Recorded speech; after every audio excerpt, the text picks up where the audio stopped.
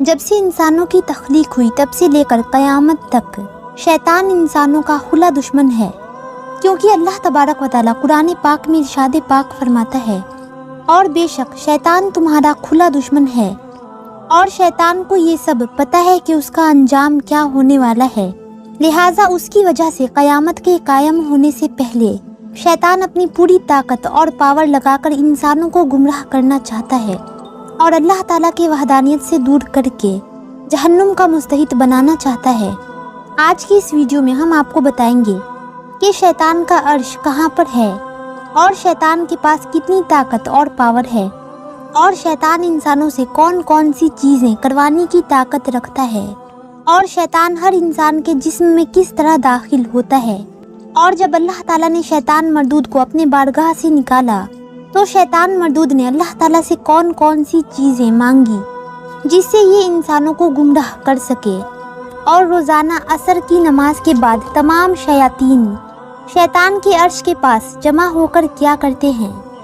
ان تمام تر سوالات کے جواب قرآن و حدیث کی روشنی میں آج کی اس ویڈیو میں ہم آپ کو بتائیں گے، لہٰذا آپ سے ایک چھوٹی سی گزارش ہے کہ آپ ہمارے اس ویڈیو کو اینڈ تک ضرور دیکھیں اور اپنے قریبی اور رشتہ داروں میں شیئر ضرور کر دیں۔ جب شیطان نے حضرت آدم علیہ السلام کو سجدہ نہ کیا تو اللہ تعالیٰ نے شیطان کو فرمایا کہ تو نکل جا میرے بارگاہ سے اور تجھ پر قیامت تک لعنت ہو۔ اس طرح جب شیطان بارگاہ الہی سے مردود ہو گیا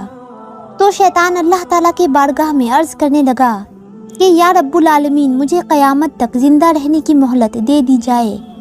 تو اللہ تعالیٰ نے اس کو قیامت تک زندہ رہنے کی مہلت دے دی۔ اس کے بعد شیطان مردود اللہ تعالیٰ کے بارگاہ میں عرض کرنے لگا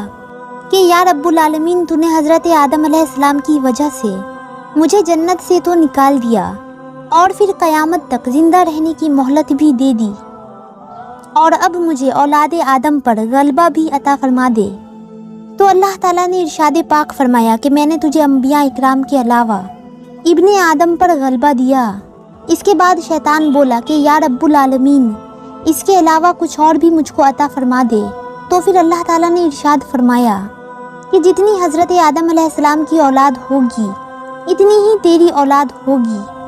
اس کے بعد شیطان نے پھر سے کہا کہ یا رب العالمین مجھے کچھ اور بھی عطا فرما۔ تو پھر اللہ تبارک و تعالیٰ نے ارشاد پاک فرمایا کہ انسانوں کے سینے تیرا مسکر ہوں گے اور تو ان کے جسموں میں خون کی طرح گردش کرے گا۔ اور اس کے بعد شیطان مردود نے کہا کہ یا رب العالمین مجھے کچھ اور بھی عطا فرما۔ تو اللہ تعالیٰ نے ارشاد پاک فرمایا کہ اپنے سوار اور پیادہ مددگاروں سے مدد مانگ کر انہیں حرام مال کی کمائی پر آمادہ کرنا، اور تو لوگوں کو حرام کاموں میں مبتلا کر کے حرام اولاد کا حقدار بنائے گا، اور لوگوں کو حرام کام کا اسباب مہیا کرے گا، اور تو لوگوں کو گندی گفتگو، برے اعمال اور جھوٹے مذاہب کے اندر مبتلا کر کے انہیں گمراہ کرے گا۔ اللہ تعالیٰ نے یہ سب کچھ شیطان کو تحقیق کے دور پر دیا کہ اللہ پاک قرآن پاک کے سورہ حام میم میں ارشاد فرماتا ہے، اور تم جو چاہو کرو۔ اس کے بعد حضرت آدم علیہ السلام نے اللہ تعالیٰ کی بارگاہ میں عرض کیا کہ یا رب العالمین تو نے میری اولاد پر شیطان کو مسلط کر دیا، اب شیطان مردود سے رہائی تیرے رحمت کے بغیر کیسے ممکن ہوگی؟ تو اللہ تعالیٰ نے ارشاد فرمایا، اے آدم انسان میں تیرے ہر فرزند کے ساتھ ایک محافظ فرشتہ پیدا کروں گا۔ تو پھر حضرت آدم علیہ السلام نے عرض کیا کہ یا رب العالمین کچھ اور بھی عطا فرما۔ تو اللہ تعالیٰ نے ارشاد فرمایا کہ میں تیری اولاد کو ایک نیکی کا ثواب 10 گنا دوں گا۔ اس کے بعد حضرت آدم علیہ السلام نے پھر سے عرض کیا کہ یا رب العالمین کچھ اور بھی عطا فرما۔ تو اللہ تعالیٰ نے ارشاد پاک فرمایا کہ اے آدم علیہ السلام میں آخری سانس تک تیری اولاد کی توبہ قبول کروں گا۔ اگر کوئی بھی شخص جس کو شیطان نے میری بارگاہ سے دور کر دیا ہوگا اور گناہوں کے اندر مبتلا کر دیا ہو، اگر وہ مرنے سے پہلے پہلے میرے بارگاہ میں توبہ کر لے گا تو میں پھر اس پہ بخشش کو عام کر دوں گا اور اس کے تمام گناہوں کو بخش دوں گا۔ اس پر حضرت آدم علیہ السلام نے عرض کیا کہ یا رب العالمین یہ میرے لیے کافی ہے۔ اس کے بعد شیطان مردود نے اللہ تعالیٰ کی بارگاہ میں عرض کی کہ या रब्बुल आलमीन तूने औलाद आदम को नबी दिए और उन पर किताबें नाजिल की, मेरे रसूल और किताबें क्या होंगी? तो फिर अल्लाह ताला ने इरशाद पाक फरमाया कि काहिन तेरे रसूल और सरी हुई खाले तेरी किताबें होंगी, तेरी हदीस झूठ और तेरा कुरान गंदे अशरार जो इस्लाम के मुखालफत में लिखे हो, और तेरा मुअज्जन गाने बाजे, तेरी मस्जिद बाजार और तेरा घर हमाम खाना और तेरा खाना वो जिस पर मेरा नाम ना लिया गया हो,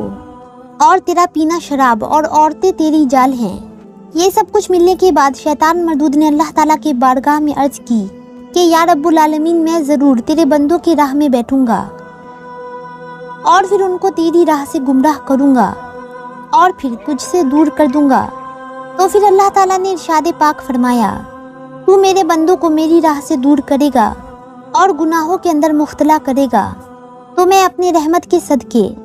अपने बंदों को मुआफ़ करता जाऊंगा और जन्नत में दाखिला अता फरमा दूंगा, और जो मेरे रहमत के बावजूद कुफ्र व शिरक में मुख्तला हो जाएंगे और तेरे बंदे बन जाएंगे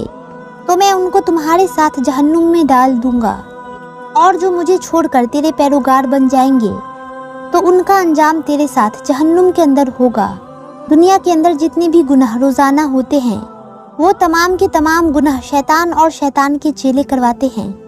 और इन तमाम तर गुनाहों की लिस्ट रोज़ाना शैतान को पेश की जाती है। जैसा कि हज़रत जाबिर रज़ी अल्लाहु अन्हु बयान फरमाते हैं कि रसूलुल्लाह सल्लल्लाहु अलैहि वसल्लम ने इरशाद पाक फरमाया कि शैतान अपना तख्त पानी पर सजाता है, फिर वो अपने लश्करों को रवाना करता है और वो लोगों को गुमराह करते हैं। उन शैतानी लश्करों में सबसे ज़्यादा मुकर्रर वो शैतान होता है जो सबसे ज़्यादा गुमराह गुन हो। इस तरह जब तमाम शैतानी लश्कर लोगों को गुनाहों के अंदर मुख्तला करके वापस आते हैं तो उनमें से एक शैतान के पास आता है और शैतान को बताता है कि आज मैंने ये गुनाह करवाए, यानी आज मैंने फ़लाँ को ज़ना के अंदर मुख्तला कर दिया और फ़लाँ से कत्ल करवाया और फ़लाँ से चोरी करवाई और फ़लाँ से झूठ बुलवाया। इस तरह वो शैतान के सामने अपने तमाम गुनाह को करवाए हुए गिनवाता है, और फिर शैतान उसकी बातों को सुनकर कहता है कि तूने कुछ नहीं किया।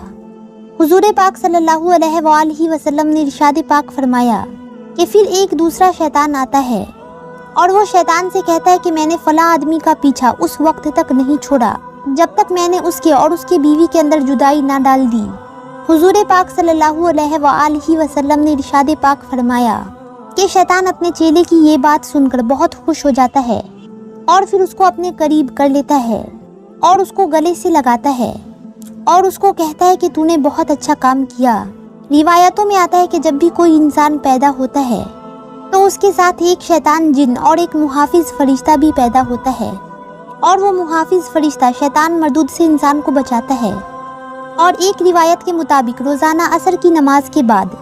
शैतान अपना तख्त समुंदर पर बिछाता है और फिर तमाम शयातीन वहाँ पर जमा होते हैं और पूरे दिन में कराए हुए गुनाहों के लिस्टों को शैतान के सामने रखा जाता है और शैतान उसका जायज़ा लेता है। शैतान का जो चेला गुनाहों के अंदर सबसे ज़्यादा लोगों को मुख्तला करता है तो शैतान उसको दाद देता है और उससे बहुत खुश होता है। इस तरह शैतान और शैतान के चेले रोज़ाना लोगों को तरह तरह के गुनाहों के अंदर मुख्तला करते हैं, और उनकी ये कोशिश होती है कि ज़्यादा से ज़्यादा लोगों को गुनाहों के अंदर मुख्तला करके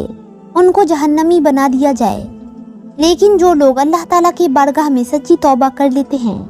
और अपने रब के हजूर आंसू बहाते हैं तो अल्लाह ताला अपने रहमत के सदके उनके पिछले तमाम गुनाहों को मुआफ़ फरमा देता है और उनको जन्नती करार दे देता है।